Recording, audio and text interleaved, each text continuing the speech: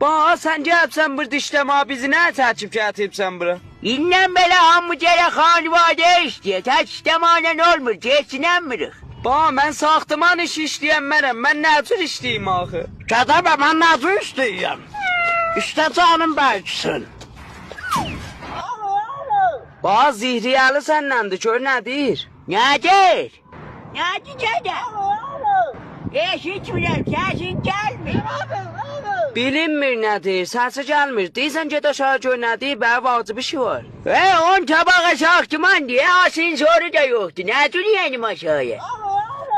Bax, məcbursan, bax gedəsən, çox səsliyib, bəyə vacib söz deyəcək. Düz deyəsən, bəyə vacib söz deyəcək. Qoy gedim görüm.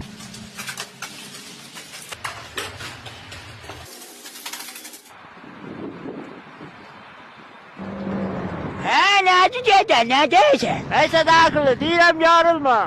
Sən anlamısan deyəsən yorulma, köpeğin işlə. Gədə, mən on tabağın başından yendirib sən deyəsən yorulma.